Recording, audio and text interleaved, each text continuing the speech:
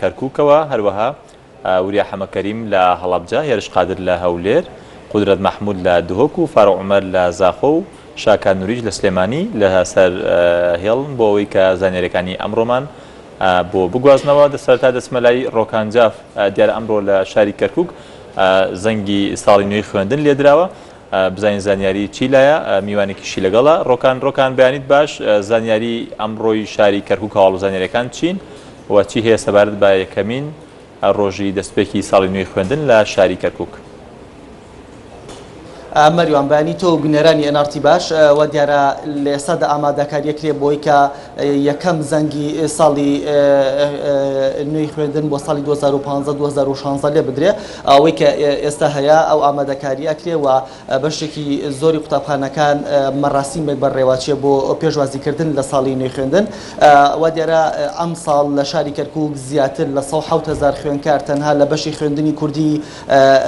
بۆ ساڵی 2015-2016 خوێنن و دیارە لە ساڵانی ڕابردوو بەردەوام پەروەردەی کەرکووک یا بەشی خوێندنی کوردی لە پەروەردەی کەرکووک باسی لە کۆمەڵە کێشە و گرفتە کرد کە لە ماوەکانی ڕابردوو خو لە ساڵانی ڕابردوو کێشە و گرفتاریان هەبووە.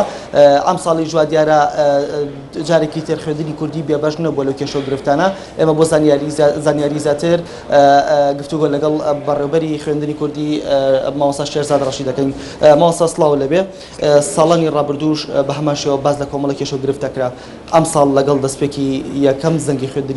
خوێندنی ساڵی 2015-2016 ئەو کێشە و گرفتارین کە وەکو خوێندنی کوردی هەتانە چین؟ سەرەتا پیرۆزبایی لەسەر جەم قوتابیان خوێندکارانی خوێندنی کوردی یەکەم کامڕۆ 22 یەکەم ڕۆژی دەستپێکی داوامە یەکەم زەنگ لێ دەدرێت لەسەر جەمشارەکانی عێراقی فیدرال بە کەرکووکیشەوە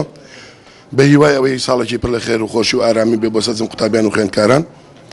و ئینشاءالله ئێمە ئەمڕۆ یەکەم زەنگ لێ ئەدەین و ئومێدی ئەوەمانەیە کە ئەم ساڵ سەرجەم کێشەکانی خوێندنی کوردی ڕوو لە چارەسەربوون بکە و زۆربەی کێشەکانمان ئێمە لە ڕووی ئەوەیە کە ئەم ساڵ هەرێمی کوردستان ڕووی لە قەیرانی دارایی کردووە شارەکانی عێراقش. ئومێدمان ئەوەیە کە کۆمەڵێک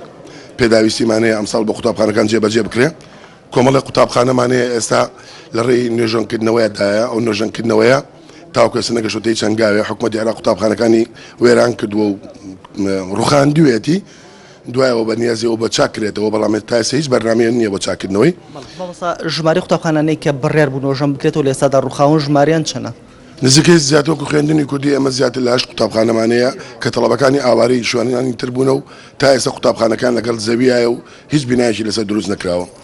و ئێمە داوامان لە حکوومەتی هەرێمی کوردستان کردووە و بێتە سەرخات کە وەزعەکە چارەسەرکە و جگە لەوە کۆمەڵی قوتابخانەمانەیە پێویستی بە نوێژەنکردنەوەیە. ساڵانە تۆ قوتابخانەیە 500-600 تەڵەبەتیایەژێ سویچ پلاکەشتێ بۆ ڕێئاوەشکێ دەبلیوسەکان تێکەچێ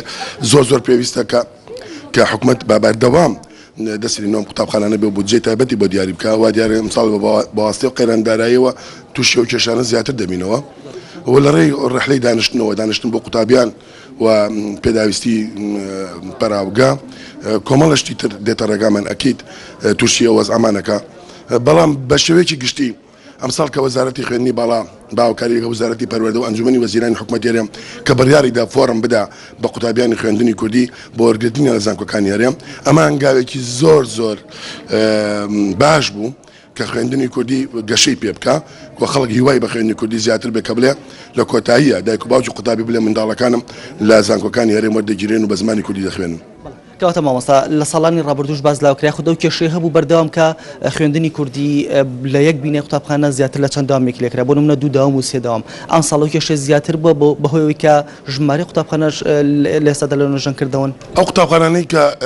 ئێستا زۆر دومەڕۆ لە پەنجاعلی قوتابخانەیەکمانەیە ئەوە من 2 ساڵە خەریکی موافقاتی لە حکوومەتی هەرێم تاوەکو 6 پەلی سوتاوە بە کەرەبان بوو دروست بکرێتەوە و ئێستا لە مەرحەلەی سەرەتایین ئەو قوتابخانەیەکە وای بەسەر هاتووە ئەکید داوامەکەی چۆتە ناو 2 قوتابخانەی تر کردوێتی بە 3 داوامی، بەڵام ژمارەی قوتابخانانەی کە 3 داوامن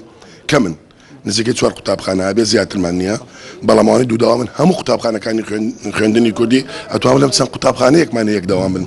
هەموو 2 داوامن، بەڵام پێویستەکە بۆ ئەم کتێبەی ئێمە بۆ ئەم منهەج و پرۆگرامی ئێمە قوتابی خوێندکار زیاتر لە نێو پۆلا بمێنێتەوە بۆیە پێویستی دەکرێت 1 داوام بن و ژمارەی بینای قوتابخانەکان زیاد بکە، بەڵام تاوەکو ئێستا لەو ژمارەیە کەمترە. ماوسا کۆتا پرسیار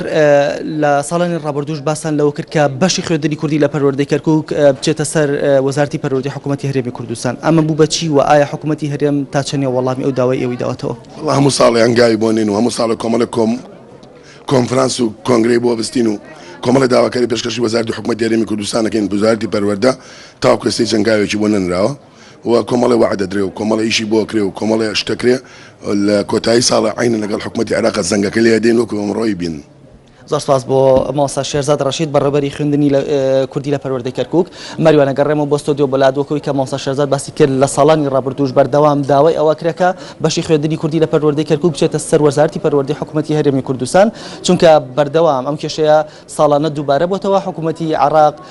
هەماهەنگی یاخۆ هاوکاری خوێندنی کوردی نەکردو لە شاری کەرکووک وەکو شارەزانی پەروەردە باسییان لێو کردووە پێویستە کە بەشی خوێندنی کوردی لە پەروەردەی کەرکووک بچێتە سەر وەزارەتی پەروەردەی حکوومەتی هەرێمی کوردستان. بەڵێ سپاس بۆ ڕۆکانجاف پەیامنێرمان لە